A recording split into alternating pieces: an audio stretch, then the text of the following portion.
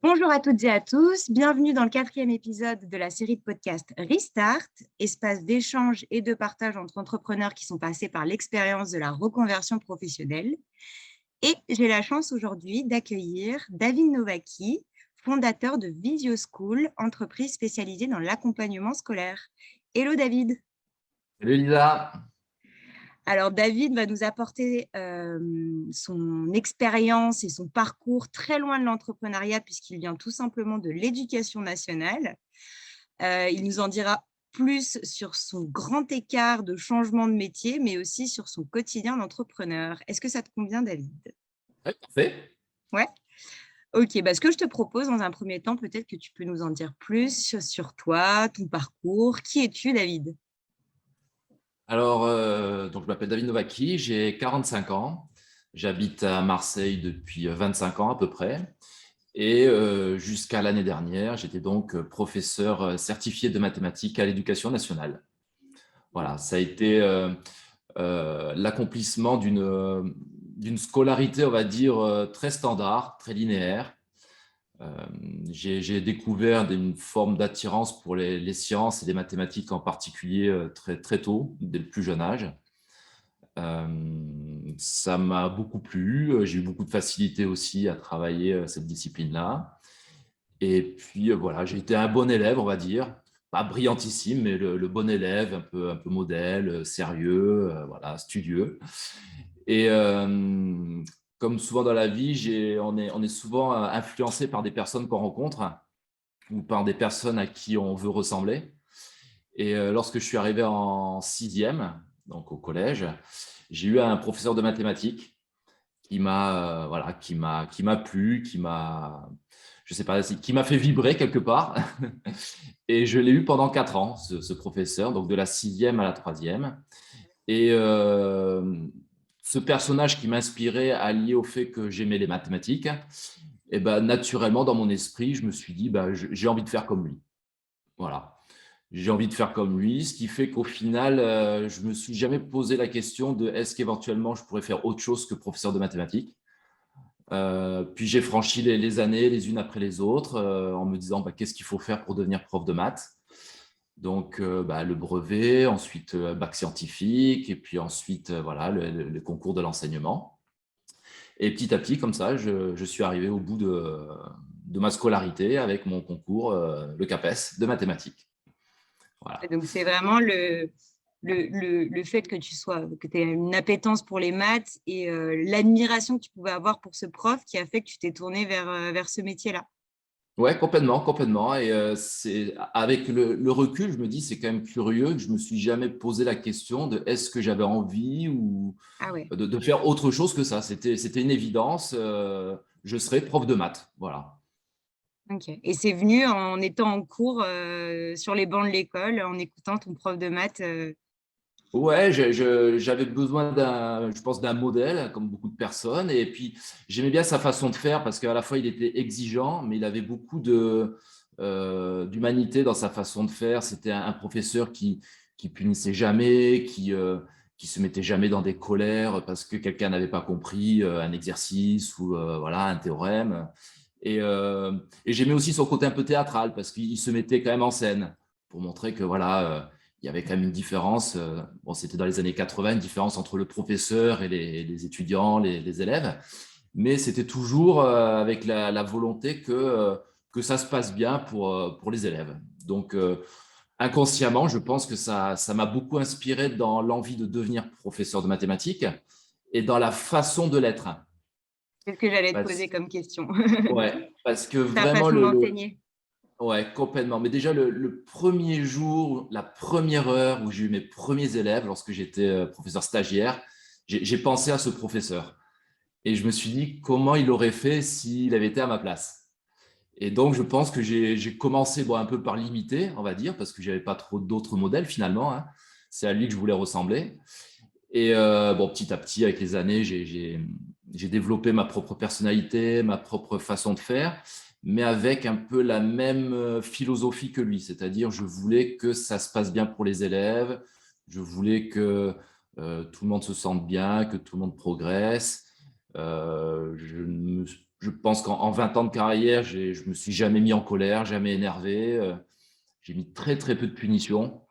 Je crois que pendant les 15 dernières années comment dire, de ma carrière, je n'ai pas mis une punition. Tu vois, je préférais discuter avec les élèves, échanger avec eux. Donc voilà, et je pense que ça, c'est venu de ce que j'avais observé pendant ces 4 années de collège avec ce professeur.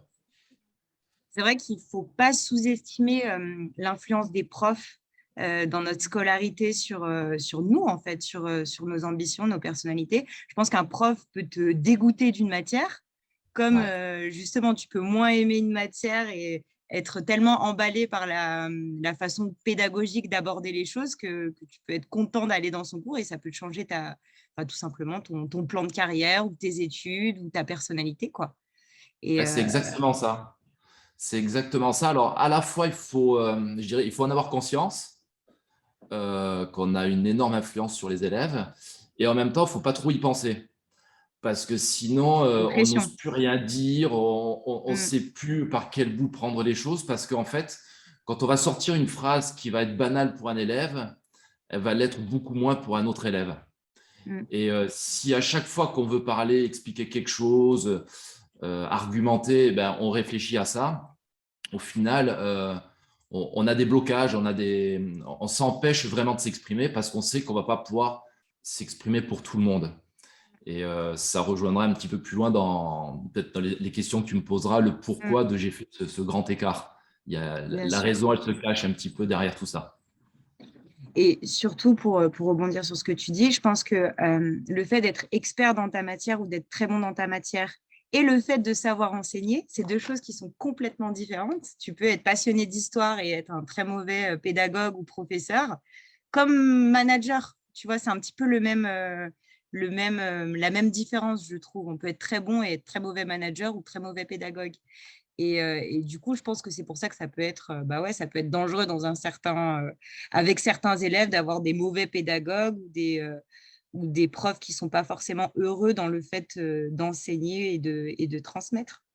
Mais Ouais, effectivement, je comprends le côté pression où il ne faut pas trop y penser, il ne faut pas trop se dire ouh là là, qu'est-ce que j'ai dit, je ne vais pas trop le froisser parce que ouais, c'est pas possible de vivre avec une pression pareille sur quelle influence je vais avoir sur la vie des élèves, quoi. oui, complètement, parce qu'on a tous en mémoire une phrase comme ça qui a été prononcée par un professeur et qui effectivement peut avoir moi, je me souviens très bien, alors je vais citer l'exemple, mais il se trouve que ce professeur de mathématiques avait une femme qui était professeure de SVT physique-chimie dans le même collège. Et donc, Ok. j'avais le couple euh, à la fois en mathématiques et en SVT physique-chimie. Et connaissant mes facilités, mes très bonnes notes en mathématiques, bah, cette professeure d'SVT, qui était très exigeante, très sévère, attendait de moi que je fasse exactement la même chose dans sa matière. Il y avait une espèce de rivalité ou de compétition, je ne sais pas, il fallait que je sois performant aussi chez elle. Et une fois, dans une évaluation, on nous parlait, je ne sais plus, des grenouilles. Et je ne sais pas, j'ai fait un lapsus, j'ai marqué le mot tortue dans ma réponse. J'ai fait un amalgame comme ça.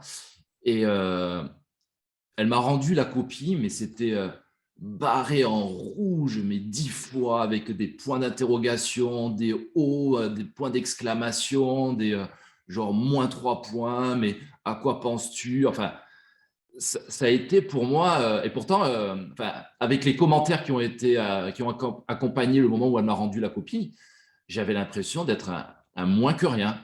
Je m'étais dit, mais Ah c'est ouais. pas possible, juste pour ça, quoi. Et c'était une évaluation, j'avais dû avoir, je pense, 15 ou 16, tu vois. Donc, Oui. voilà, ce qu'on appelle une bonne note. Moi, j'étais fier en plus d'avoir produit quelque chose de. Et le fait de t'en parler, tu vois, j'en ai encore un peu les frissons là. Ah ouais. Parce que je me souviens à quel point cette heure, elle a été horrible. Et à tel point que je crois que c'était en troisième, ça. Euh, à partir de ce moment-là, j'ai compté le nombre d'heures d'SVT qui me restait jusqu'à la fin de l'année.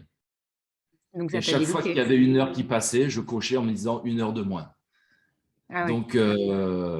Donc, voilà. Donc, ouais, j'y ai pensé ça tout au long de ma carrière, d'autant plus qu'en fait, on a souvent l'impression qu'on heurte, on va dire entre guillemets, les élèves un peu qui sont en difficulté ou les élèves bavards, agités, en fait, souvent, ça heurte surtout les bons élèves qui sont très sensibles et qui veulent absolument réussir, qui veulent bien faire, qui veulent montrer aux professeurs, voilà, qui s'impliquent, qui veulent faire plaisir aux parents. Et souvent, une petite remarque, ça peut avoir un impact. Voilà. Tu as identifié ça en tant que prof, que c'était ce type d'élève-là qui était le plus susceptible d'être une éponge justement à une remarque de ta part, quoi. Ouais, complètement, ouais, complètement. Alors, ils sont tous des éponges à leur façon, chacun avec sa propre personnalité.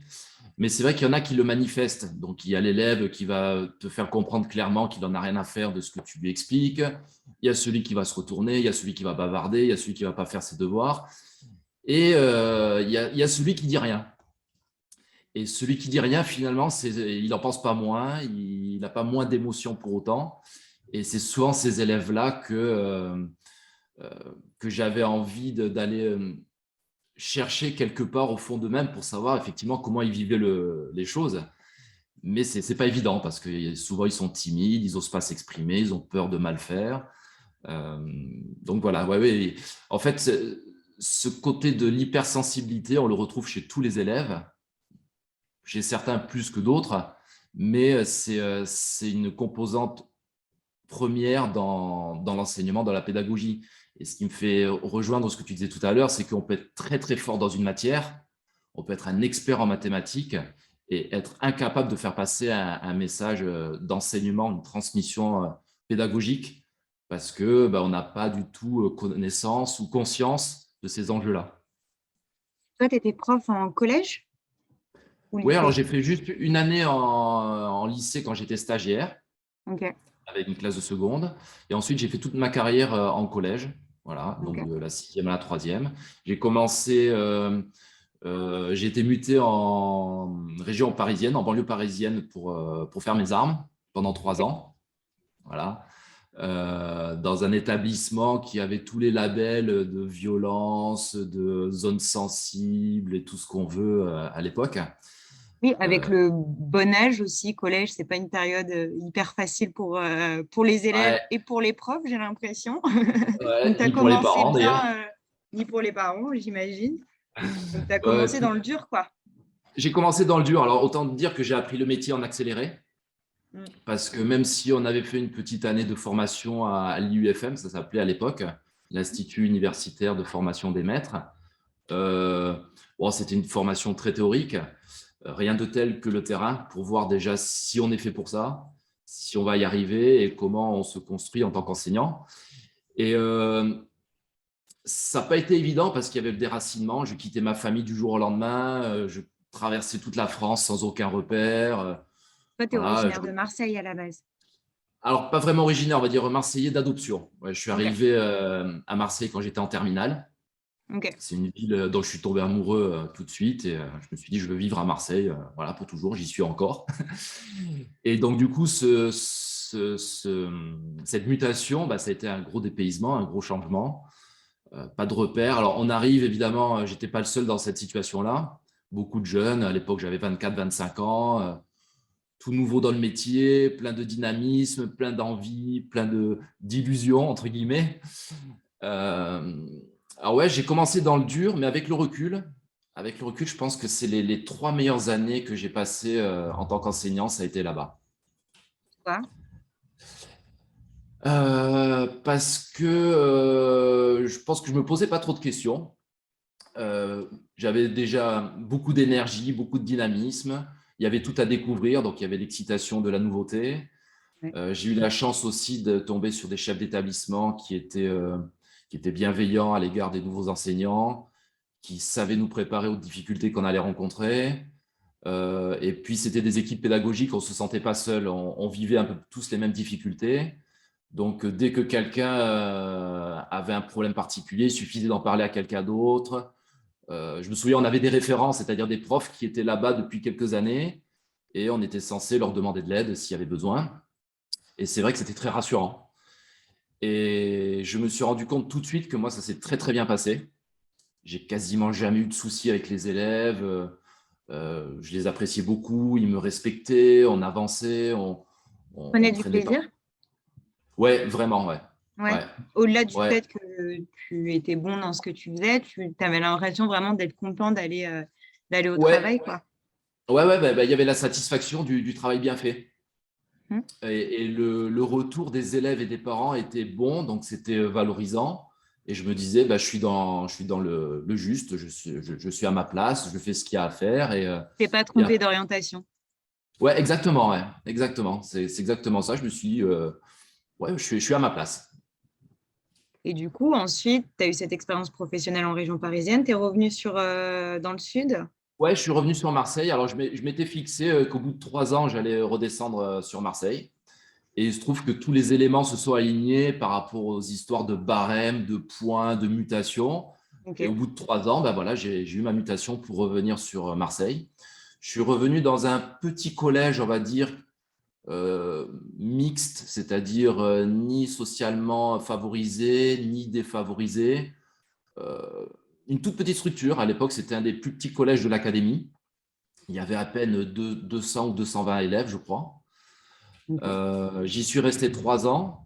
Et en fait, c'est justement cette petitesse qui, je me suis retrouvé à l'étroit.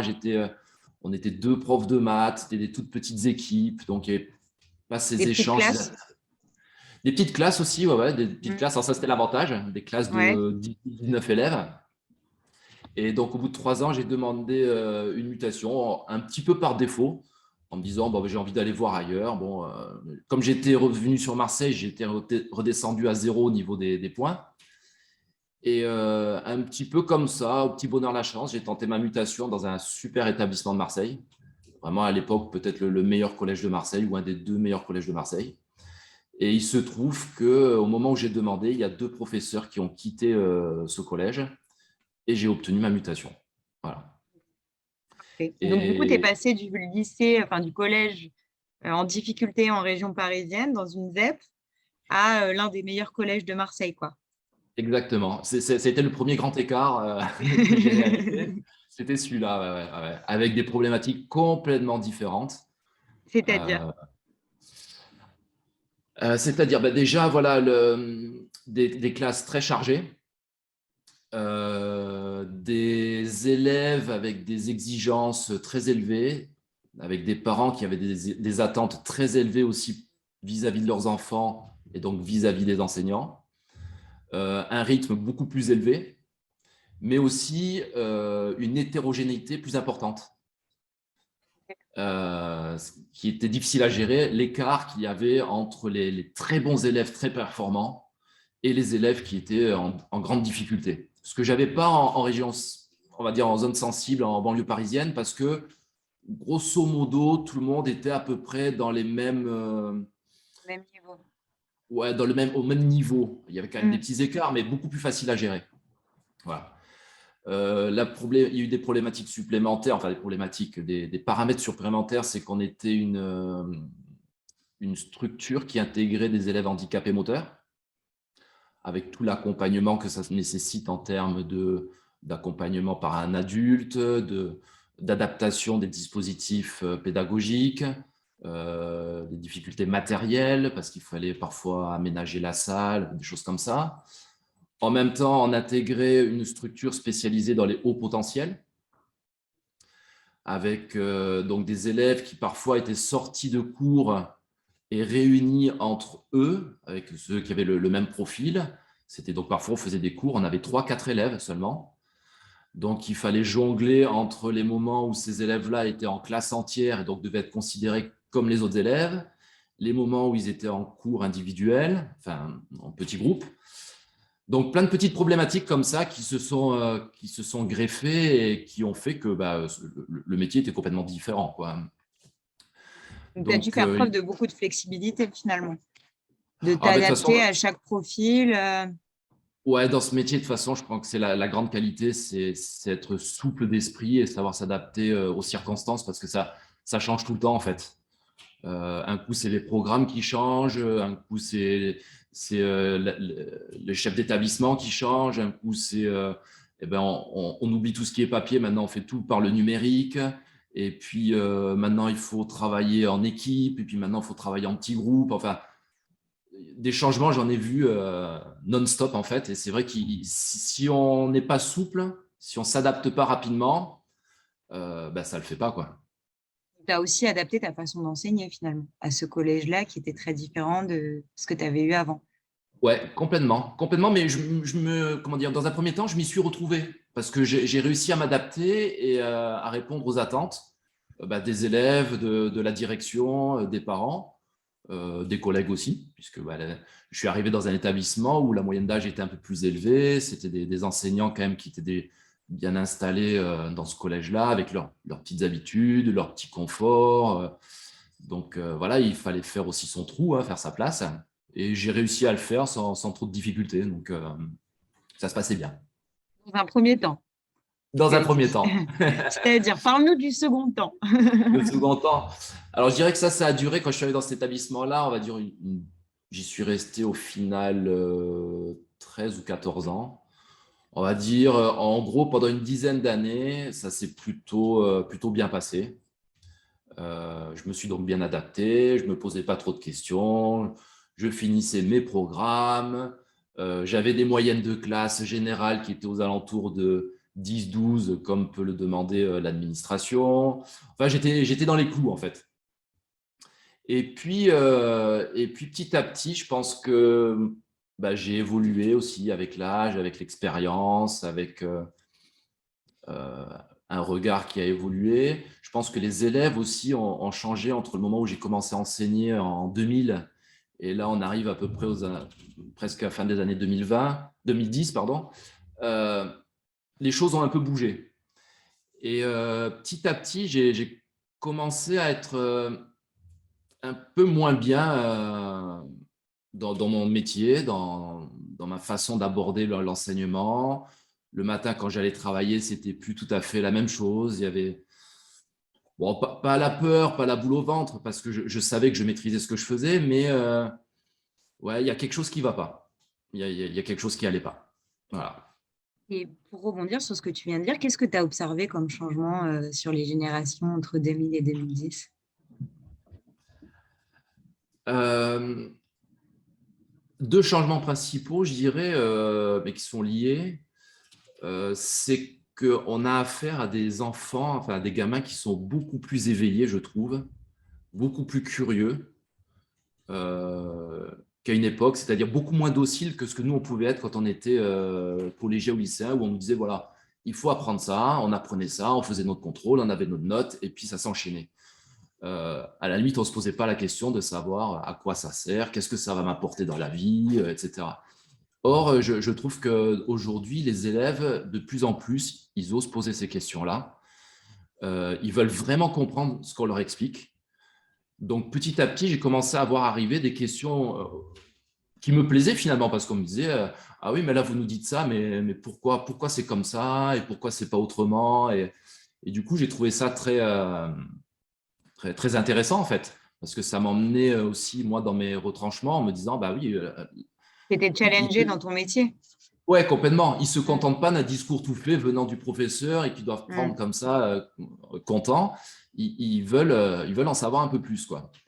Et ça, c'était, on va dire, le bon côté. Le mauvais côté, c'est que du coup, chacun avait ses questions qui correspondaient à sa façon de voir les choses, à son rythme d'apprentissage, à ses préférences. Certains qui préféraient les sciences, d'autres les lettres. Donc, j'ai commencé à me dire, mais le problème, c'est que si chacun me pose des questions en fonction de ce qui l'intéresse lui, je ne suis pas sorti de l'auberge là, hein. Est-ce que tu dirais que c'est une génération qui est plus dans l'individuel, justement? Et complètement. Et donc ça, c'est le deuxième paramètre, c'est que c'est devenu du coup une génération qui est beaucoup plus individualiste, mais je dirais pas dans le mauvais sens du terme. C'est que j'en suis convaincu, je pense que l'apprentissage de masse n'a pas trop de sens en fait, surtout sur les fondamentaux. Pour moi, les mathématiques, si j'ai 30 gamins, eh ben, il va y avoir 30 façons de les apprendre différentes. Mm.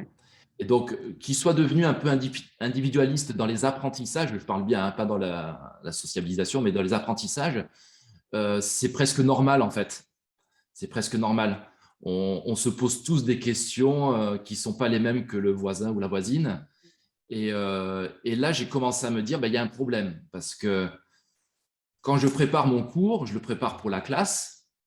Mais en final, à travers ces questions-là, je me disais, mais ce cours, il s'adresse à quelques élèves seulement. Parce que ceux qui ne pensent pas comme moi, on va dire, entre guillemets, ou qui n'adhèrent pas à ma façon de présenter les choses, ils ne s'y retrouvent pas. Et alors, il y a ceux qui ne s'y retrouvent pas et qui baissent les bras. Et puis, il y a ceux qui disent rien et qui font plaisir en disant, voilà, de toute façon, ça ne me correspond pas, mais je n'ai pas le choix. Encore une fois, faut que je fasse plaisir à papa, maman, il faut que j'ai une bonne note, il faut que je sois un élève sérieux parce que bientôt, c'est les conseils de classe et les bulletins et tout. Et là, j'ai commencé à me poser pas mal de questions sur quel était le sens de ce que je faisais. C'est Voilà. ça justement qui t'a amené à te sentir moins bien dans ton job, le fait de voir que finalement, tu étais un peu impuissant parce que ta classe est hyper hétérogène et tu ne peux pas accompagner comme tu le voudrais tous les élèves. Ouais, c'est exactement ça. C'est exactement ça. Et à partir du moment où j'ai commencé à réfléchir à ça, ça a été de pire en pire, en fait, parce que comme j'ai toujours été quelqu'un de perfectionniste, j'ai toujours voulu que tous mes élèves réussissent et progressent. Je me disais, là, c'est plus possible, en fait. Je peux pas. Alors, dans un premier temps, j'ai essayé. C'est pour ça qu'en fait, c'est un processus assez long, ce grand écart, parce que dans un premier temps, j'ai essayé et finalement, je crois que je me suis épuisé mentalement et physiquement à vouloir faire plaisir à tout le monde, quoi. C'est épuisant. Je pense que quand tu as eu, et ça, c'est quelque chose qu'on retrouve chez beaucoup de personnes qui sont passées par la reconversion en devenant entrepreneur ou pas, mais quand tu as ce genre de déclic, ou quand tu grandis ou tu vieillis, tu sais de plus en plus qui tu es et ce qui est important pour toi. Et là, concrètement, ce qui était important, c'est que tout le monde réussisse et utilise pleinement son potentiel. Quand tu te rends compte que ce que tu fais n'est plus aligné avec qui tu es et que tu t'épuises à continuer à le faire, je pense que c'est épuisant. C'est épuisant physiquement, mentalement, et c'est bien, même si ça a mis du temps, c'est bien que tu t'en sois rendu compte parce que tout le monde n'a pas cette chance et il y en a qui continuent et qui n'arrivent même plus à identifier que c'est parce que en fait, ça ne correspond plus avec qui ils sont, quoi. Ouais, c'est exactement ça. Et du coup, ces questions-là ont débouché en 2018 sur une formation à laquelle je me suis inscrit. Je ne sais plus comment j'ai dû trouver ça par hasard un peu sur Internet, où j'ai dû faire des recherches un peu sur les différents types d'apprentissage. Et je suis tombé sur une formation en neurosciences spécialisée chez l'enfant. Et donc, en gros, ça promettait donc de découvrir l'évolution du cerveau de l'enfant et de sa façon de penser, de réfléchir, d'évoluer, en gros de la naissance, enfin, même d'ailleurs à l'état embryonnaire, on va dire, jusqu'à l'âge de jeune adulte. Et parce que je pense que j'avais besoin de mettre des mots ou des concepts sur ce que je ressentais de façon un peu empirique, comme ça, expérimentale. Voilà. Et j'ai fait cette formation-là et ça a été une révélation, enfin une révélation, une confirmation plutôt, parce qu'effectivement, tout ce que j'ai appris, ça confirmait bien ce que je voyais au quotidien, c'est que chaque enfant est complètement différent et qu'il a besoin d'un rythme particulier, d'une attention particulière, d'explications particulières, enfin bref, quelque chose de vraiment individualisé. Et, et là, je me suis dit, ah oui, bon, les questions que je me pose, elles ne sont pas bêtes finalement, puisqu'il y a des psychologues qui ont réfléchi dessus, des scientifiques. Et je me suis dit, maintenant, qu'est-ce que j'en fais? Voilà. Alors, à l'époque, il n'était pas question de quitter l'éducation nationale. Je n'y avais pas du tout songé, parce que c'était impensable de quitter l'éducation nationale par mon parcours et puis la zone de confort que ça représente, vue de l'extérieur, on va dire. Et du coup, j'ai créé une première auto-entreprise à l'époque qui s'appelait School Plus et qui proposait du coaching scolaire. Voilà. Et je faisais ça en parallèle. Donc, j'ai créé mon statut, j'ai fait une demande auprès du rectorat pour pouvoir faire un cumul d'activités. J'ai créé moi-même mon site internet, je me suis fait un petit peu de publicité, voilà, quoi. J'ai eu très, très peu d'expérience vraiment de coaching, même si j'en ai eu avec certains enfants en bas âge. mais je crois que c'était un premier pas pour me prouver que j'étais capable de faire autre chose et que c'était peut-être vers cette voie-là que je voulais me diriger. Ça t'a permis d'amortir un petit peu le changement et Ouais, peut-être que tu n'aurais pas été prêt justement à faire le grand écart de suite et ouais, de passer à 15 ans presque d'éducation nationale à self-entrepreneur ouais, je pense que avec ça a tous les été, risques que ça implique, quoi. ouais, je pense que ça a été un sas de décompression. Ouais. Ça m'a permis déjà de lire pas mal de choses, de travailler sur le sujet pour essayer voilà, d'approfondir un petit peu la question. Dans un premier temps, j'ai essayé aussi de l'appliquer dans mes cours au collège en me disant, voilà, tout ce que j'ai appris dans cette formation, maintenant j'ai conscience de ça, comment tu peux l'adapter. Donc, j'ai réussi parfois j'ai fait évoluer mon enseignement encore en me disant, mais là, prends un peu de recul sur ce qui vient de se passer ou de ce qu'on vient de te dire ou du type d'erreur que tu viens de voir. Finalement, le gamin, s'il se trompe, il ne fait pas exprès de se tromper pour t'embêter, c'est qu'il y a une raison derrière tout ça. Donc, j'ai réussi à prendre ce recul-là. Mais bon, petit à petit, le questionnement était toujours là et je me disais, mais comment je vais m'en sortir? Parce qu'à l'époque, il me restait 25 ans à faire. Je me suis dit, est-ce que tu te vois pendant les 25 ans qui arrivent continuer Épuisé. ouais, à m'épuiser et puis à faire semblant en fait de m'occuper de tout le monde alors qu'en fait, j'avais l'impression de m'occuper de plus personne, quoi. Et ça, c'est arrivé exactement en même temps que ma fille, j'ai une fille qui a 14 ans, est rentrée au collège. Et si tu veux, j'ai vu les coulisses de ce que vit un collégien chez lui, à la maison, avec sa façon de parler des profs, sa façon de parler du travail à faire, sa façon de parler de la note qu'elle avait eue à telle ou telle évaluation, et pourquoi j'ai eu un point en moins, et pourquoi lui. Enfin, j'ai vu ces coulisses-là, et ça m'a permis d'avoir une vision vraiment globale en tant que professeur, en tant que parent, parce que j'étais parent d'une collégienne, et puis voir comment une collégienne réagissait par rapport à sa scolarité. Ça a été Et un déclic, ça? ça a encore. Le déclic, il n'est pas encore là. Je vais y venir. Ok. Mais je pense que ça a encore conforté les choses dans la mesure où je me suis dit, parce que ma fille est une bonne élève qui réussit, mais malgré tout, j'ai vu qu'il y avait certains blocages, des difficultés que je n'aurais pas soupçonné si ma fille avait été une élève lambda, on va dire. Je me serais dit, c'est une élève en réussite scolaire. À la limite, si je ne m'occupe pas d'elle, pas de souci, ça va rouler. Tu vois, ce que beaucoup d'enseignants disent d'ailleurs des bons élèves. Ils disent, mais de toute façon, ouais, ils s'en sortiront toujours, il n'y a pas de problème, ça roule. Ouais. Et donc voilà, donc j'ai encore réfléchi à tout ça, voilà. Et parallèlement à tout ça, depuis une dizaine d'années, je demandais un congé de formation. Voilà. Le congé de formation, on y a droit une fois dans sa carrière. C'est une année off, entre guillemets, pendant laquelle soit on peut présenter des concours, soit se former à un thème particulier, éventuellement envisager une reconversion, voilà. Et ça faisait plus de 10 ans que je la demandais, cette année de formation, sans jamais l'obtenir, sachant qu'on a un système de points qui fait que chaque année, quand on demande, les points augmentent si on demande de façon successive. Donc, il ne faut surtout pas rater une année, sinon on repart de zéro. Ok. Et donc, au départ, je demandais ce congé de formation pour préparer l'agrégation interne, parce que j'avais envie d'évoluer.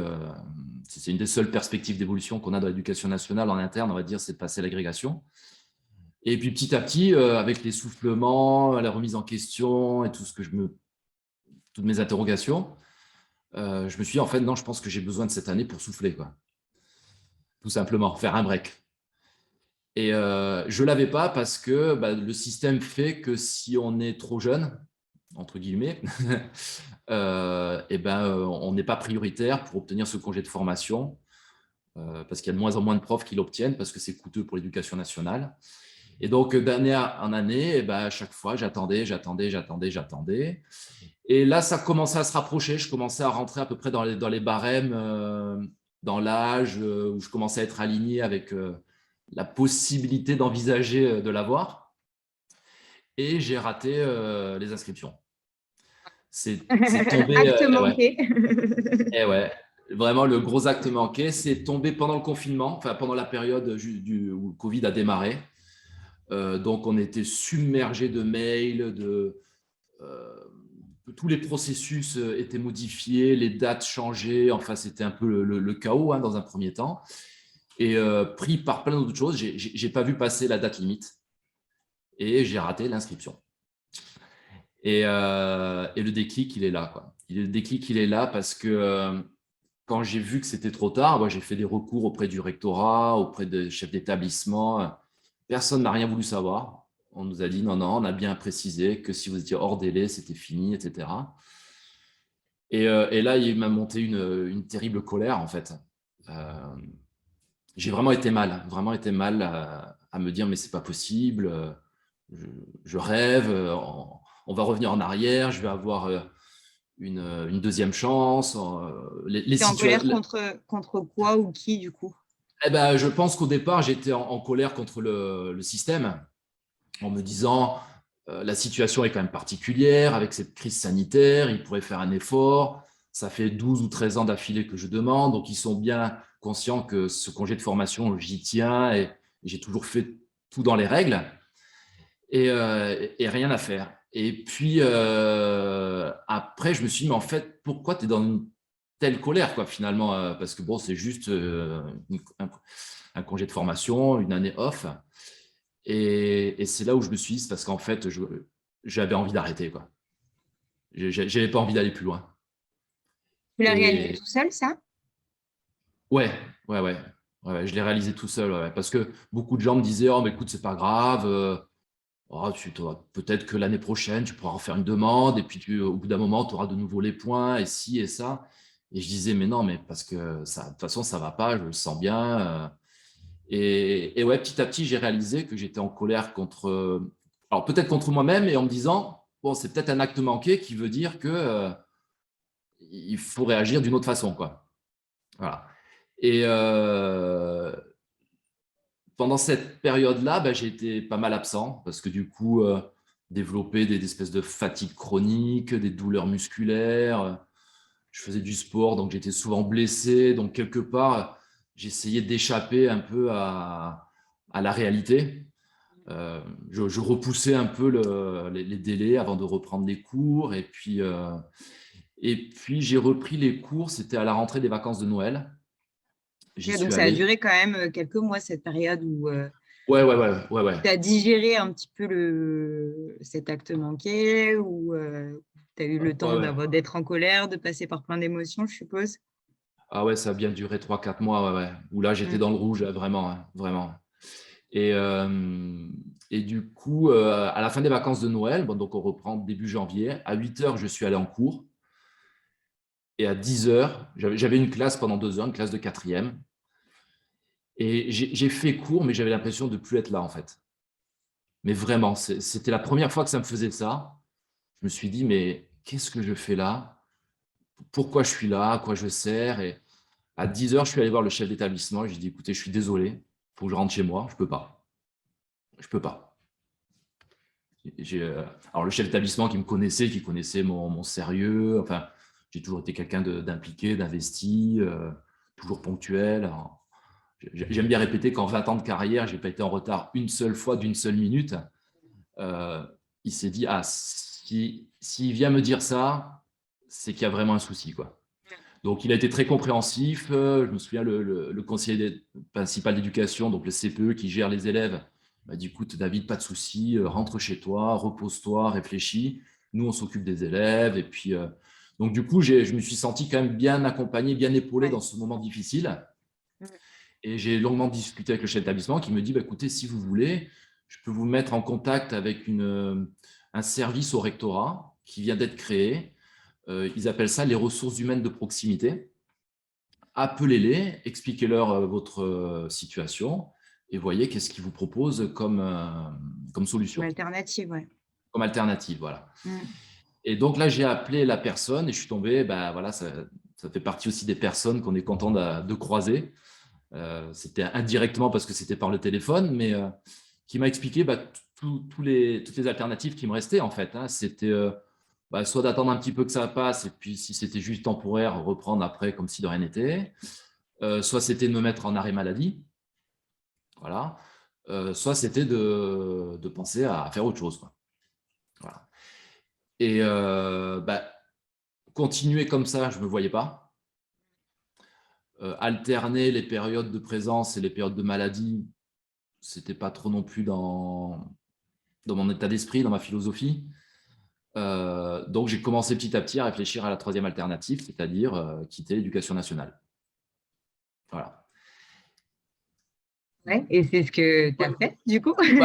Alors, du coup, c'est ce que j'ai fait. Alors, il y a quelque chose quand même qui m'a aidé à prendre cette décision, même si elle n'a pas été immédiate. Elle a pris quand même, je pense, un mois et demi. Oui, puisque Mais je me souviens, j'ai envoyé… excuse-moi, je te coupe. Est-ce que tu y avais déjà pensé avant? Parce que, en fait, ce qui est assez dingue dans ton histoire, c'est que tu parles de ce mal-être qui commence en 2010. 2010, c'était il y a 12 ans, tu vois. Et est-ce que, justement, cette idée, avec voilà, ton statut d'auto-entrepreneur, tu as commencé un petit peu à voir si tu pouvais faire autre chose, mais est-ce qu'elle était quand même présente dans ta tête, bien que voilà, ce soit vraiment différent de ce que tu faisais? Alors, je pense que ça devait l'être, mais de façon inconsciente, parce que ça m'est arrivé plein de fois, comme plein de profs, de dire « Ah, de toute façon, j'en ai marre, je finirai jamais l'éducation nationale, dès que je peux, je pars ». Ça, on l'a tous dit au moins une fois en salle des profs, dans des moments de détresse ou de ras-le-bol ou de fatigue, on l'a tous dit. Mais de façon consciente à me dire je vais quitter l'éducation nationale pour me lancer dans l'entrepreneuriat ou même pour faire autre chose en tant que salarié, pourquoi pas, je me l'étais jamais dit, non. Parce que j'avais été élevé, éduqué pour avoir un métier sécurisant. Et je pense que par excellence, l'éducation nationale, c'était le cas. C'était hyper sécurisant, fonctionnaire, le CDI, les vacances, le temps libre, enfin, C'était tout ce… présent dans ton éducation parentale aussi, ça. Ouais, Ces ouais, valeurs au complètement. travail qui étaient importantes pour toi. Complètement, complètement. Il Donc, tu fallait avais ces deux sécuriser. côtés, ces deux côtés finalement où tu t'identifiais un petit peu ce que tu ressentais avec ce que ressentaient tes collègues en disant bon, c'est normal, tous les profs disent ça, donc c'est normal que je ressente ça. Puis d'un autre côté, tu te disais c'est important d'avoir un job sécure, valorisant et mes vacances sont aussi importantes et c'est pas le cas dans tous les secteurs d'activité, quoi. Tu avais ces deux aspects qui faisaient que c'était bien enfoui au fond de toi, quoi. Exactement, exactement. Et là, à cette période-là, tout est ressorti, j'ai mis Tout tout a sur la ressurgi. table. Ouais, et je me suis dit, bon, effectivement, qu'est-ce que tu veux? Les vacances, le statut de fonctionnaire avec le CDI, la paye plutôt confortable pendant 25 ans, mais tu fais quelque chose qui ne te plaît plus ou tu ne te retrouves plus. Voilà. Ou bien tu veux quelque chose alors, un peu plus risqué, on va dire, mais qui te correspond plus à ta façon de voir les choses. Parce que dans cette période de réflexion, quand je me suis dit, qu'est-ce que tu pourrais faire d'autre? Je ne me suis pas dit, je vais faire quelque chose de radicalement différent. Comme j'avais cette expérience de pédagogue et que j'avais donné aussi pendant une vingtaine d'années des cours particuliers, je savais que j'étais performant dans ce domaine et chaque heure que je passais en cours particulier, c'était une heure agréable pour moi. Ok. Donc, donc je me suis dit, le grand écart, il va être au niveau de la structure, mais pas au niveau du métier. Mm. Voilà. Et Et surtout que le donc, métier, tu le connaissais, vu que tu avais déjà fait des cours particuliers et que tu aimais ça. Donc, c'est vrai que bien sûr, en bien termes de sûr. prise de risque, plaisir et de grand écart sur tes compétences, c'est vrai que c'est un enchaînement logique finalement. C'est plus d'un côté structure, comme tu dis, où là, tu passes de l'éducation nationale, donc tu es fonctionnaire, à tu es libre comme l'air, entrepreneur et tu es maître de ton destin, quoi. Ouais, c'est exactement ça. Et du coup, en partant, j'ai eu cette impression d'acheter ma liberté quelque part. Ouais. Et alors oui, ce que je voulais préciser, c'est que en fait tout ça, c'est accompagné aussi, comme quoi parfois les planètes, quand elles doivent être alignées, il se trouve qu'en 2019, Emmanuel Macron a mis en place la possibilité de négocier une rupture conventionnelle dans la fonction publique et notamment dans l'éducation nationale. C'était pas C'est possible un… avant. Non, ce n'était pas possible avant. C'est quelque chose d'ailleurs qui est expérimental, je crois, jusqu'en 2024 ou 2025. Et il se trouve que j'ai entendu parler de ça. On m'a dit, puisque vous posez la question, il y a un argument qui pourrait faire que vous quittiez ça sans prendre trop de risques non plus financièrement.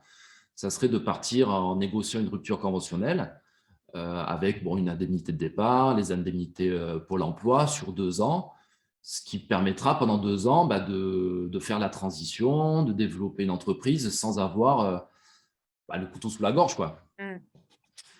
Ça, c'était la bonne nouvelle. La mauvaise nouvelle, c'est que j'étais pas le seul à en avoir entendu parler et que ça a donné des idées à beaucoup de monde. Dans ton lycée? Dans ton collège? Non, non, pas dans mon collège, de façon générale en France. En Ah France, oui, dans les ok. différentes académies. Ouais, ouais, ouais.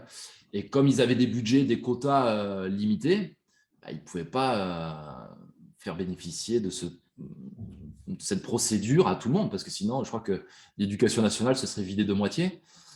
Et donc, il a fallu faire un dossier, il a fallu répondre à certains critères.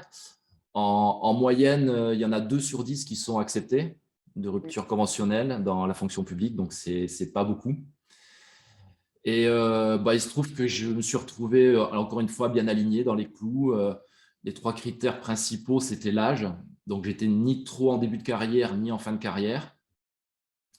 J'avais un projet de reconversion parce que comme j'avais déjà développé en parallèle ma structure, qu'il y avait des rentrées d'argent, que les cours fonctionnaient, ils ont vu que c'était viable, en tout cas que ça pouvait se développer.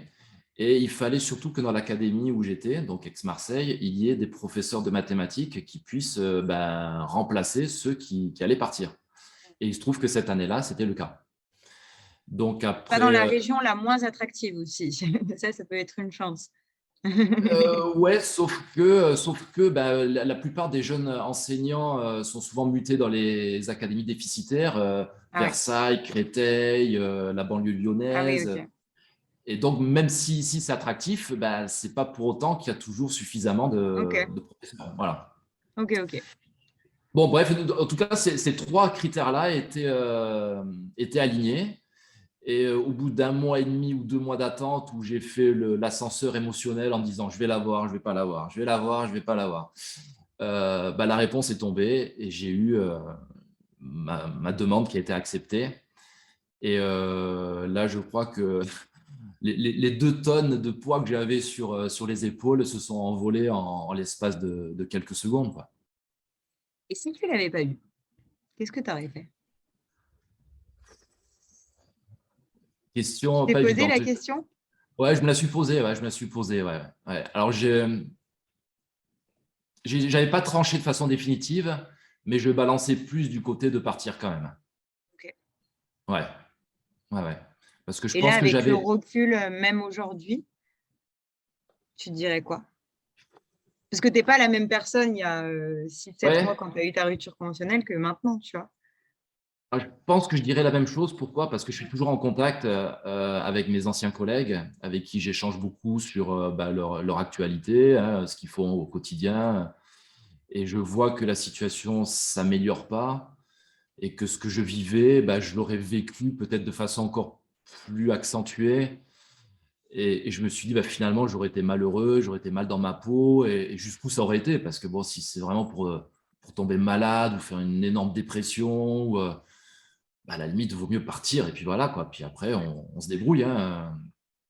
Donc, je pense que oui, même si je ne l'avais pas eu, euh, j'aurais quand même fait le pas de franchir, de quitter l'éducation nationale. Ok. Bon, alors raconte-nous, qu'est-ce que c'est Visio School?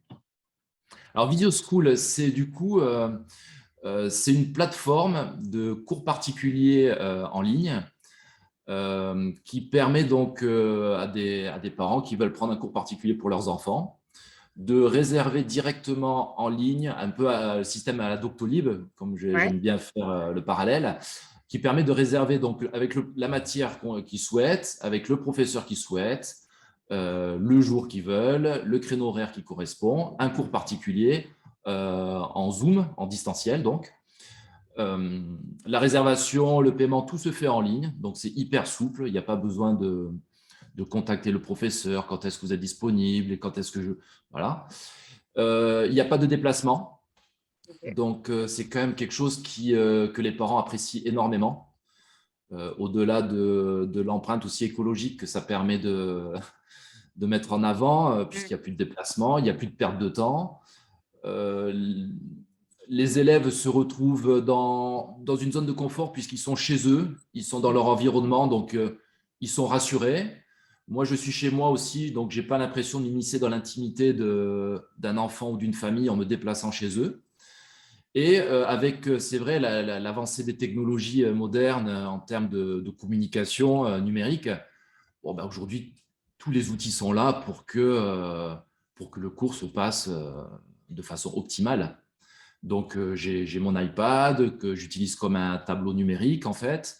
L'élève peut suivre le cours sans forcément être obligé de tout noter, puisqu'à la fin, je lui envoie tout sous forme de PDF numérique avec les couleurs, les tableaux, les C'est les maths du annotations. futur, en fait.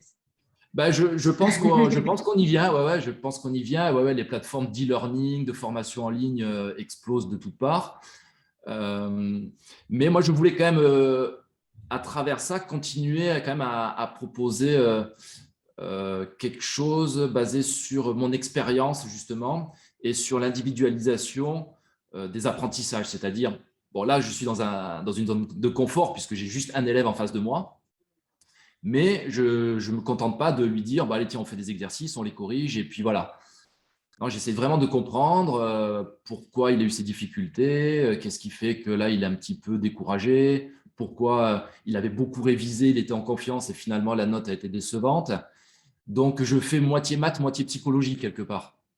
C'est ça, est-ce que c'est ça qui te différencie des grandes enseignes d'accompagnement scolaire Ouais, je qu'on voit sur pense. le marché? Ouais, c'est cet accompagnement premium et individuel que tu fais avec tes élèves et cette partie qui n'est pas négligeable, voire Ouais, indispensable, qui est le côté psychologie, échange oui, oui, avec l'élève, quoi.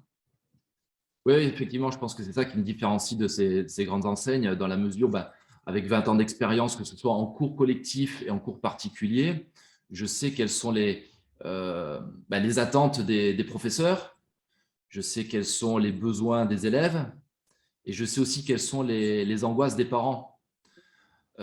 Et moi, j'arrive en fait pour soulager tout ça, c'est-à-dire on sait à quel point le travail personnel des enfants peut être conflictuel parfois le soir dans les familles, bah, parce que les parents rentrent, ils sont épuisés du travail, et puis il faut qu'ils se mettent au devoir, il faut vérifier que l'enfant a fait son travail, mais là, tu n'as pas fait correctement, et puis les parents disent, ah oui, mais moi, de toute façon, moi, j'ai pas le niveau pour Ouais, expliquer le temps c'est exact. anxiogène pour toute la famille. Enfin, ça peut l'être pour toute la famille, pour l'élève, Ouais, pour les parents. ouais. Est-ce que tu penses qu'on devrait supprimer les devoirs? Eh ben, écoute, on m'a posé la question il y a une dizaine d'années, une maman d'élève que je connaissais, qui fait partie de mes amis, et à qui j'avais répondu, non mais n'importe quoi, franchement, tu t'enlèves les devoirs, le gamin, quand est-ce qu'il va s'exercer, il va jamais Mm. consolider ses apprentissages, etc. Bah, 10 ans plus tard, elle me reposerait la question, je dirais oui, il faut les supprimer. Ah ouais. En tout cas, et ça mériterait d'être expérimenté. Voilà. Mais alors, ça veut dire que en même temps, on donne les moyens aux enseignants de faire correctement, proprement tout ce qu'il y a à faire au sein du collège. Mm. C'est-à-dire Ouais, que c'est donner beaucoup de pouvoir à l'enseignant finalement, parce que tout c'est se donné passe en beaucoup. classe. Ouais, mais encore une fois, que tout se passe en place du côté pédagogique. Mm. Le problème, c'est qu'on donne beaucoup de pouvoir à l'enseignant aujourd'hui pour qu'il gère le pédagogique, l'éducation, la prévention de ci, la prévention de ça. Et en fait, du coup, le pédagogique est un peu noyé dans toutes ces missions diverses et variées. Mais effectivement, je me suis dit, et pourquoi pas tester des systèmes sans devoir le soir, Mm. ne serait-ce que déjà pour apaiser ben voilà, tous ces conflits qui naissent ce soir entre les parents et les enfants, alors qu'en fait, le soir, ça devrait être un moment, De on va détente. dire, de détente, d'échange, on fait un petit jeu de société, ou on bouquine un peu, ou on regarde une petite série ensemble, on discute autour du repas. Et en fait, je vois, c'est souvent beaucoup de stress, de tension, d'énervement. Et après, mine de rien, ça se répercute lorsque l'élève revient au collège, parce que bah, forcément, il y a celui qui n'aura pas fait ses devoirs, donc il va être puni. Mais Et comme il les est puni, bah, inégalités sont décuplées face à ça, exactement. parce qu'on n'est pas tous égaux face aux devoirs. On va pas se mentir, hein. Non, mais on n'est pas tous égaux, ni face aux devoirs, ni face aux Oui. apprentissages, ni face à quoi que ce soit. Donc, c'est ça, je pense, le grand tort du système éducatif actuel, c'est de faire croire que toute une catégorie d'âge donnée va pouvoir apprendre la même chose en même temps, au même rythme et avec le même degré d'assimilation. Enfin, pour moi, ça me semble Aberrant. impossible d'adhérer à ça, quoi. C'est aberrant. Alors, je comprends que le système soit développé comme ça, parce que c'est pour des raisons budgétaires. On peut pas imaginer que chaque élève va avoir son propre Prof particulier de maths. particulier de maths, de français, d'histoire, d'SVT. Donc, Et mais ce surtout que je qu'en France, ouais, excuse-moi, Vas-y, je te vas-y. coupe. En France, on a quand même des journées de fou, des Ouais, journées scolaires. Enfin, ouais, moi, mon souvenir, euh, même au collège, hein, mais au lycée, des 8h, 18h, quoi. Enfin, ouais. c'est quand même hyper prenant et tu sors de là, enfin, tes neurones sont complètement endormis, quoi. Enfin, c'est dur de te dire, ouais, tu dois te remettre. Rentrer du collège ou du lycée pour peu que tu aies un peu de transport et puis te remettre dans le mood des devoirs avec l'aide ou pas des parents, ouais, ça fait des sacrées journées quand même.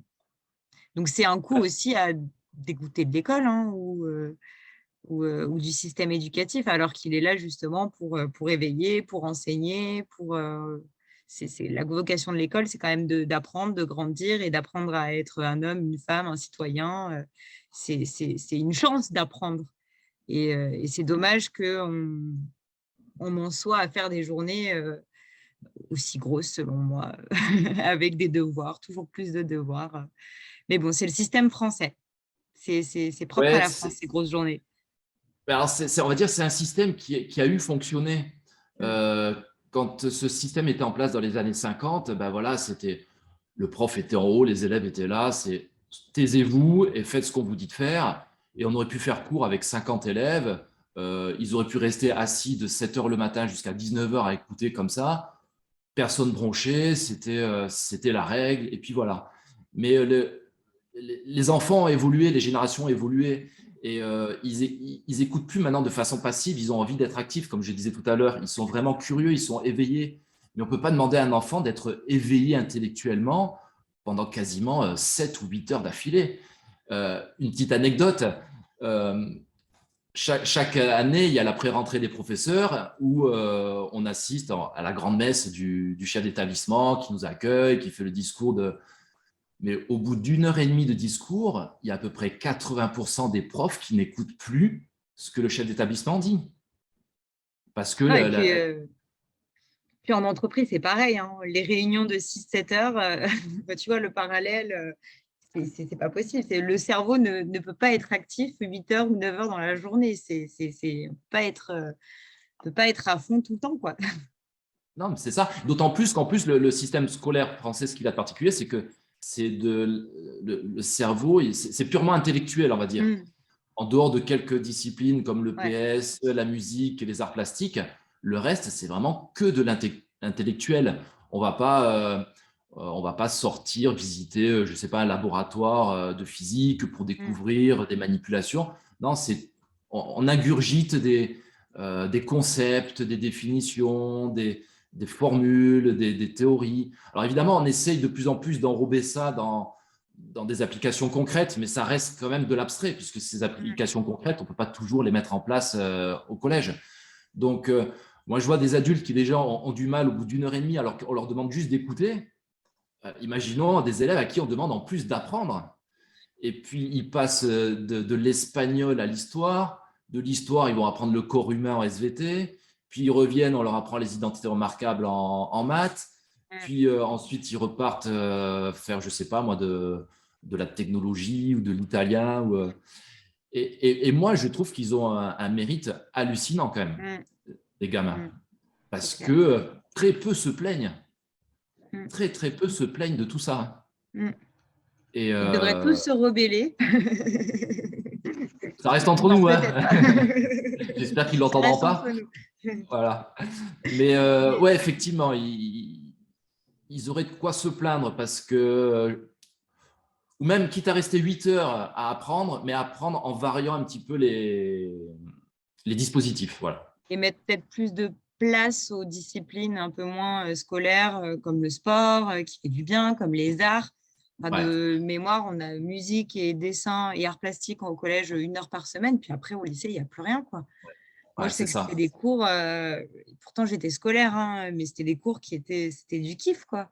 Et ça faisait du bien Ouais. dans ta journée d'avoir un peu d'art plastique ou de sport, peut-être mettre un peu plus de place à tout ça qui fait du bien au cerveau, justement.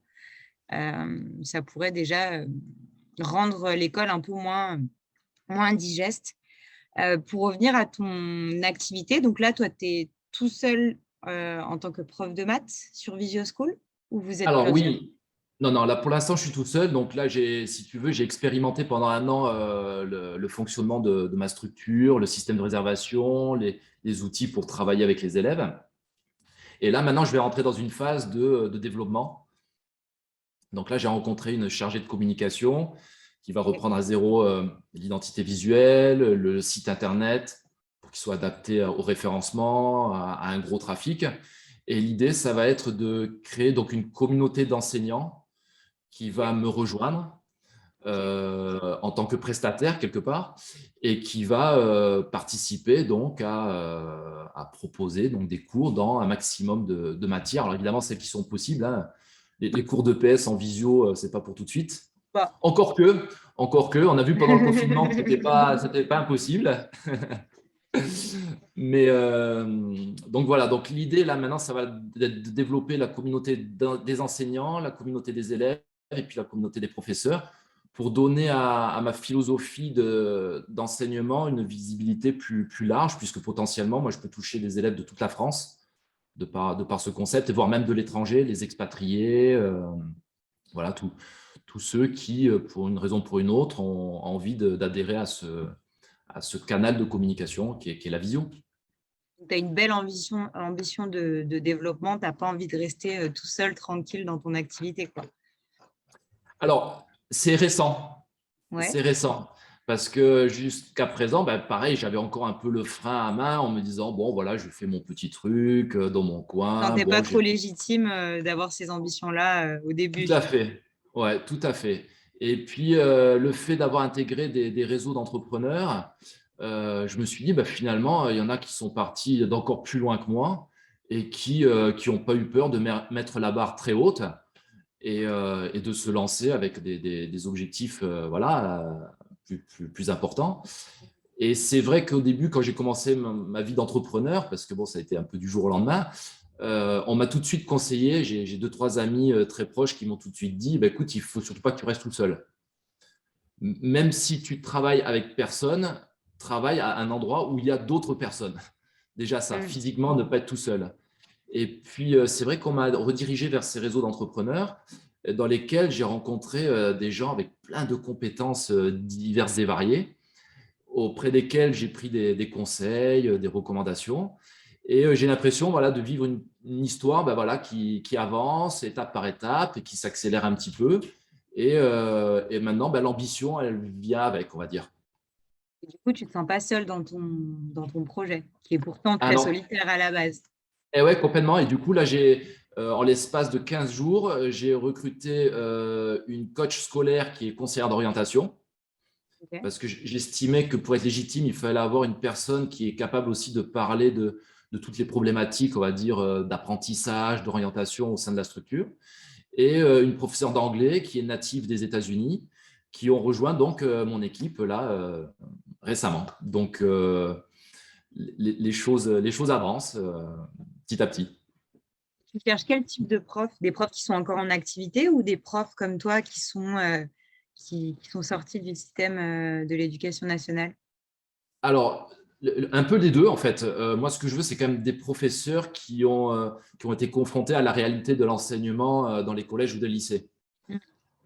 C'est ce qui va aussi peut-être me distinguer de certaines enseignes un peu plus connues, on va dire actuellement, où souvent, enfin, assez souvent, ce sont des étudiants ou parfois des personnes retraitées qui font office de professeurs et qui peuvent être très, très bons dans leur domaine hein, et de bonne volonté, mais qui parfois n'ont pas l'expérience que des professeurs peuvent avoir quand ils ont fait 10, 15, 20, 30 ans dans l'éducation nationale. Donc, je cherche avant tout des professeurs certifiés ou agrégés en activité sur les créneaux qui les arrangent. C'est ça aussi la force, c'est qu'il y a une forme de souplesse, c'est-à-dire ils peuvent très bien me dire ah ben moi je suis disponible pour Visio School, mais uniquement le lundi et le mardi de 17h à 20h. Bon, ben voilà, s'il y a des élèves qui cherchent à ce moment-là, ils auront cette opportunité d'aller avec ces professeurs-là. Et puis, si j'ai suffisamment de professeurs, l'idée, c'est de couvrir le plus grand spectre de créneaux horaires possible. Le monde entier et tout le temps. Pourquoi pas? Pourquoi pas? Pourquoi pas?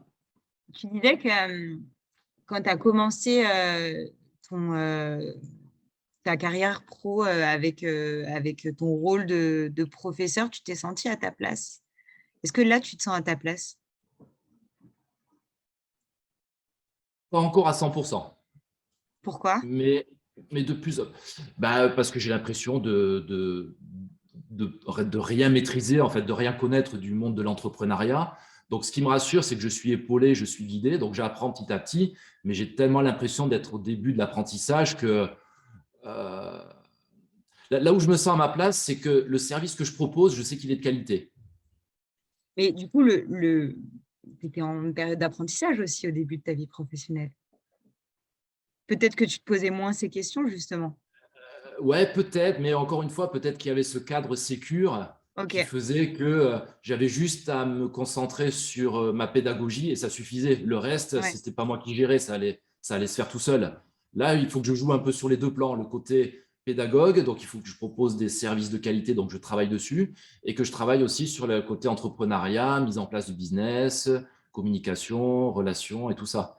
Donc, je ne suis pas encore à 100% à ma place, mais finalement, c'est plutôt bon signe. Ça veut dire que j'ai encore à apprendre et j'aime bien apprendre. J'aime bien cette excitation de la nouveauté en même temps, donc ça me va. Justement, c'est quoi ta relation avec l'incertitude pour avoir vécu 15 ans dans la certitude, entre guillemets, de ton cadre professionnel? Là, tout est incertain, même si les perspectives sont belles et positives, c'est incertain. Ouais, ouais, j'ai des doutes, hein.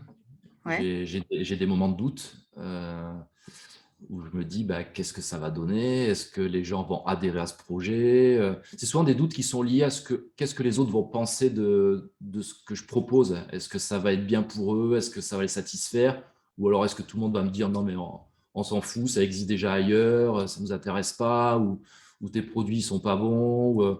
Donc, effectivement, j'ai des périodes de doute comme ça qui font que là, dans ces moments-là, je ralentis un peu mon rythme d'investissement. Et puis, j'ai des périodes où je rediscute avec des gens, ça me rebooste, je vois comment ils ont fait. Et voilà, donc je fais des espèces de petits un pas en avant, enfin, deux pas en avant, un pas en arrière. Et voilà, quoi.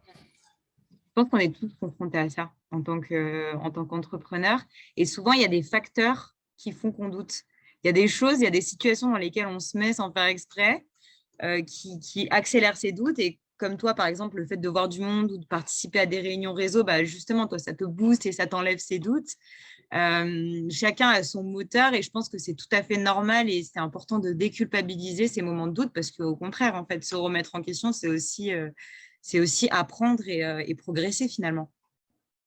Ouais, c'est exactement ça, mais encore une fois, moi, je viens d'une éducation où on m'a où on m'a appris à tendre vers la perfection, c'est-à-dire à être parfait dans tous les domaines. Et en fait, quand on est entrepreneur, on me fait comprendre petit à petit que justement, il ne faut pas viser la perfection. On me dit, il faut que tu essayes, tu vas voir ce qui marche, tu le gardes, ce qui ne marche pas, tu l'enlèves et tu l'améliores. Mais ça, je n'ai pas été habitué à fonctionner comme ça. Moi, j'ai toujours été habitué à, tu proposes un truc, c'est que tu sais que ça va être super. Tu Comment tu vois? gères ça justement, ta relation avec la perfection qui n'est pas du tout atteignable dans ce que tu vas faire? Ben là encore, je fais un travail sur moi pour Ok, l'accepter. ouais. Euh, je propose, enfin pas encore, mais j'ai dans l'idée de proposer des formations de vidéos en ligne qui reprennent les programmes de collège et de lycée. Et j'ai des moments de blocage parce que même si je sens que j'arrive vers la fin et que le plus gros est fait, j'arrive pas à finaliser le truc parce que je me dis ah mais non, ça va pas plaire, on va te dire que c'est pas bien ou qu'il y a mieux sur YouTube et sur YouTube c'est gratuit ou ta voix, elle passe mal, ou ta façon de présenter, elle n'est pas bonne. Donc, j'ai des moments de blocage et puis des moments où ça redémarre. Donc, je pense que vraiment, pour l'instant, je suis dans cette phase un petit peu de yo-yo à tous les niveaux, où je découvre, j'avance, je recule, et puis j'essaye voilà, de me laisser un peu porter. Je suis motivé, ça c'est clair, mais avec ces Tu périodes regrettes de pas ton doute. choix? Ah, pas du tout, non. Absolument pas. Absolument pas. Souvent, je me pose la question, je me suis dit, est-ce que tu serais prêt à revenir en arrière? Et la réponse, elle est non, elle est immédiate et catégorique. Ouais. Et du coup, à quoi ressemblent tes journées d'entrepreneur? Parce que je suppose que les cours se font après l'école, donc plutôt Ouais, en fin de journée. ouais, après l'école. Alors, pour l'instant, c'est vrai que j'oscille entre une dizaine et une quinzaine d'heures de cours par semaine, Ok. qui Donc sont c'est principalement. un beau démarrage du coup quand même. Ouais, c'est déjà pas mal parce qu'en Mm. fait, moi, je m'étais fixé au début d'avoir une vingtaine d'heures pour que Mm. le projet soit viable. Donc, finalement, sans faire quasiment de publicité, juste un petit peu avec le bouche à oreille, je ne suis pas très loin d'atteindre mes objectifs. Donc, ça, c'est bien. Le gros changement, c'est que le matin, je ne mets plus de réveil. Et ça, c'est bien de laisser le corps se réveiller naturellement. Déjà, c'est une bonne chose. T'es Euh, matinale? du, Pas trop. Pas trop. Je comprends pourquoi tu aimes le côté Voilà. pas de réveil. Voilà. Mais c'est vrai qu'après avoir mis le réveil pendant tant d'années, de pouvoir aussi vivre un peu à son rythme, ça fait du bien. Je pense qu'il y a beaucoup de gens qui ont expérimenté ça pendant le confinement et qui se sont Mm. dit, le C'est rythme pas mal. naturel, c'est pas mal. Ouais. Du coup, souvent le matin, je vais me balader un petit peu dans la colline, dans les calanques, pas très loin de chez moi. Je prends l'air, je marche un peu. J'aime bien la nature, j'aime bien me retrouver seul. Et les fins de matinée, je les consacre à préparer mes vidéos, donc les supports des vidéos, ou à enregistrer, ou à faire les montages. Euh, Début d'après-midi, généralement, c'est le temps un peu calme, j'allais dire, comme les enfants en maternelle. T'as C'est encore les lecture. langages scolaires tant calme. Eh oui, on se T'es refait sur pas un de tapis, format. tu prends un petit livre. C'est presque ça. Voilà, donc un peu de lecture, je fais un petit peu de guitare, donc je gratouille un petit peu pour me détendre. Et puis généralement, à partir de 15 heures, commencent les premiers cours parce qu'il y a toujours des élèves qui n'ont pas cours tel après-midi ou qui Oui, finissent un peu très tôt, plus ouais. tôt. Voilà. Et puis là, après, c'est parti jusqu'en début de soirée, on va dire, vers 20 h, 21 h. Je suis quand même disponible aussi pour mes élèves, et c'est ça aussi qui peut-être me démarque aussi des autres enseignes, c'est qu'un élève qui fait un exercice chez lui et qui a des difficultés, je lui dis, écoute, tu prends une photo, tu me l'envoies. Moi, sur ma tablette, je mets les annotations, je lui renvoie. J'assure une espèce de service après-vente hotline. C'est Euh, génial ça. ouais, parce que ça me plaît de me dire que l'élève, finalement, entre deux cours, il a essayé de faire les exercices que je lui ai donnés, Mm. ou tout simplement il travaille son cours que lui a donné son professeur. Mais je me dis, bon, voilà, si c'est un élève qui travaille, ça me donne envie de l'accompagner. Et puis voilà. Et puis c'est vrai que du coup, j'ai des cours même le samedi, même le dimanche. Et ça surprend parfois certains collègues quand je leur dis que j'ai des dimanches après-midi où j'ai 3 heures, 4 heures de cours. Ils disent, ah bon, mais ça t'embête pas trop? Non, parce qu'en fait, J'ai pas là, de c'est du réveil la plaisir. semaine. Comment? Parce que j'ai pas de réveil la semaine, moi. Peut-être qu'il y a ça. En fait, c'est un rythme qui me correspond mieux. Ouais, je suis peut-être plus du Mm. soir, plus de. Mm. Ouais, quand je suis bien, je le prends pas comme du travail, même si c'est le dimanche, même quand c'est Et t'as pendant les pas de vacances. sentiment de culpabilité ou de non-productivité parce que tu fais pas 8 h 18 h quoi. Ah non, pas encore, non. Non, non, pas encore. T'écoutes ton rythme finalement, là où tu Ouais, es le plus performant, ouais. quoi.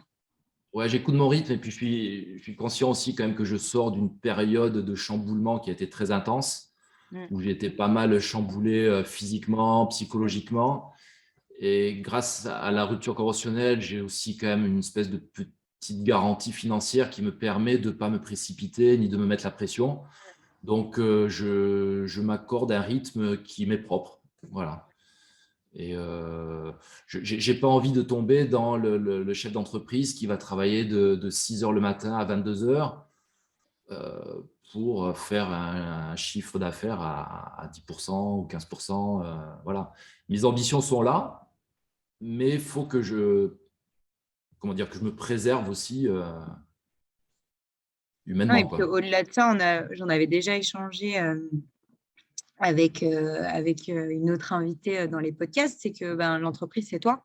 Donc, concrètement, si tu ne prends pas soin de toi, si tu ne t'écoutes pas, ou justement, tu sais là, que tu n'avais que des chamboulements et que tu as besoin d'y aller un peu plus piano en ce moment, c'est que forcément, ça ne va pas tenir. Donc, c'est aussi prendre soin de son entreprise que de s'écouter et de se faire plaisir et de savoir quand est-ce qu'on est le plus performant sans culpabiliser, de ne pas faire 6h, 22h pour 10% de croissance, justement.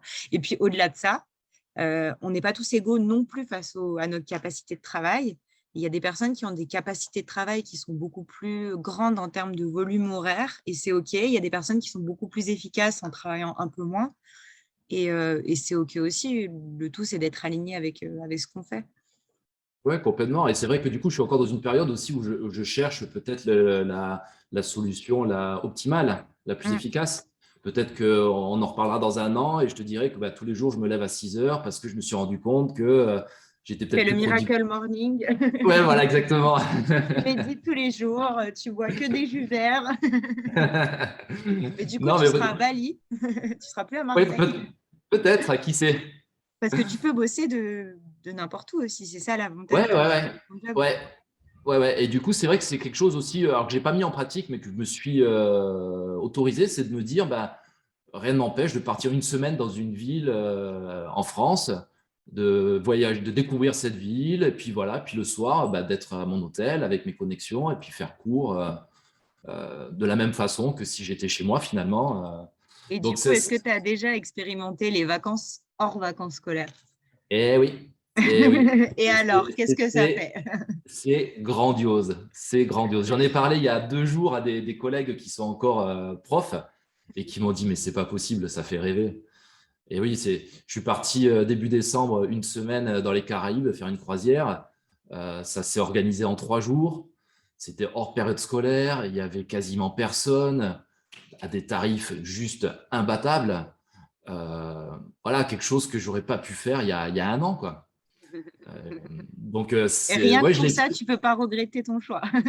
Ah non, ah non. Et puis l'essayer, c'est l'adopter, hein. Donc, je pense que ouais, c'est vrai que ce changement de vie m'ouvre à plein d'opportunités en fait. Ça Ça m'a t'ouvre fait le champ des sauter possibles. ouais, ça m'a fait sauter un verrou dans mon esprit où j'ai toujours cru que j'étais capable que d'être prof dans l'éducation nationale et rien faire d'autre. Et là, finalement, voilà, je rencontre des personnes, j'expérimente des choses qui sont parfois contre nature, comme dans les réseaux d'entrepreneurs, quand on a affaire à des entrepreneurs qui ont 100, 150 employés, qui ont changé 4 fois de métier, qui ont créé 3 ou 4 sociétés, qui sont repartis de zéro, Mm. je me dis, mais waouh! Et puis finalement, petit à petit, je me dis, ouais, écoute, si tu l'as fait, pourquoi pas moi, quoi. Mm. En tout cas, merci beaucoup pour ce témoignage, David. Je pense que c'est super d'avoir justement tout ce que tu nous as dit sur ton parcours. Peut-être qu'il y a des profs qui nous écoutent, qui ne sont pas forcément bien dans leur métier et qui se disent que changer, c'est trop loin de ce qu'ils savent et de leur zone de confort, de sécurité. Toi, tu es la preuve que c'est possible et d'autant plus que tu fais un métier qui est en rapport avec ce que tu aimes, l'enseignement, la pédagogie, le suivi des élèves. Donc, c'est vraiment hyper intéressant d'avoir ce retour et de comprendre un petit peu ton cheminement qui a pris du temps et de se dire que c'est aussi OK de prendre du temps, hein. On n'est pas obligé de se culpabiliser, de ne pas changer de suite. Donc, merci beaucoup. J'avais une dernière question à te poser. Est-ce que tu as Vas-y. déjà recontacté ton prof de maths de collège? Ouais, alors tu vois, ça me fait quelque chose que tu me dises ça parce que, en fait, ce prof de maths, enfin, j'étais collégien à Perpignan avant d'arriver à Marseille. Et plusieurs fois, quand j'étais en famille avec ma compagne et ma fille, on était retourné à Perpignan parce que c'était une région que j'aimais bien, etc. Et j'avais essayé de retourner chez lui parce que je me souvenais où il habitait. Ouais. Et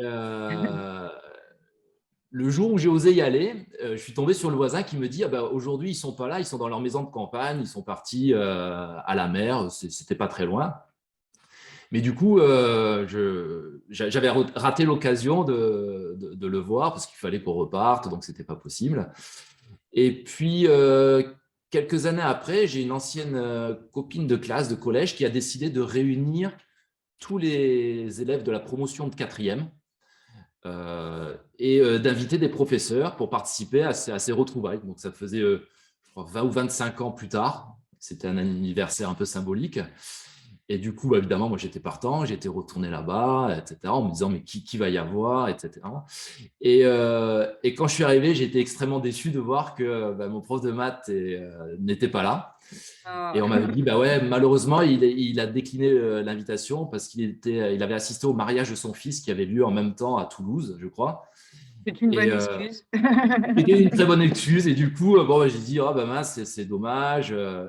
Et puis, j'avais dit quand même à cette copine, j'avais dit, mais bon, est-ce que tu as ces coordonnées quand même? Voilà, j'aimerais bien reprendre contact à l'occasion. Et l'été suivant, je suis retourné dans la région, encore une fois en vacances. Et j'ai eu du mal à le faire, mais j'ai pris mon courage à deux mains et j'ai composé le numéro.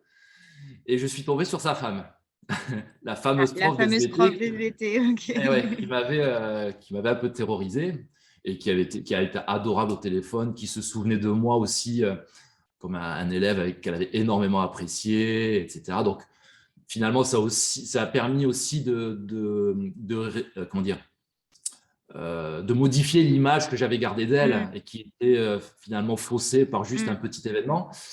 Et il m'avait proposé, du coup, il m'avait dit, bah voilà, on est dans notre maison au bord de mer, on t'invite à prendre un petit café. Et du coup, le lendemain, j'étais allé les voir et j'avais passé toute l'après-midi avec C'est eux. génial. Et à leur expliquer, et surtout à lui expliquer que j'étais devenu prof de maths et que c'était lui qui m'avait inspiré et que je pensais régulièrement à lui. Et ça a été vraiment un moment très émouvant. Et d'autant plus que ça, c'était l'été. Et quelques mois après, je pars en vacances. Et un jour, je vois sur Facebook quelqu'un qui publie un avis de décès. Oh non. Euh, Quelques mois après, il était en pleine forme et il a fait un arrêt cardiaque sans prévenir, alors qu'il avait quoi, 70 ans, quelque chose comme ça.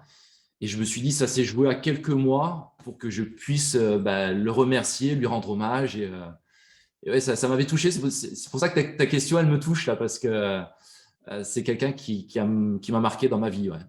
Ouais, c'est génial en tout cas que tu aies pu passer ce moment qui devait Ouais, être effectivement hyper chargé en émotions et même ouais, magique, quoi. Enfin, le fait ouais, qu'il t'ait ouais. invité, que tu aies pu avoir justement cet échange avec sa femme avec qui tu avais un super mauvais souvenir. Ouais, non, c'était vraiment un grand moment. J'ai encore quelques photos que je revois de temps en temps, donc j'oublie pas. Ouais. Mm. Super. Bah, merci beaucoup en tout cas, David, pour ce super témoignage. Je te dis à la prochaine et nous, on se retrouve pour le prochain épisode du podcast Restart avec un nouvel entrepreneur. Merci Merci beaucoup. Lisa. Merci, au revoir. Au revoir.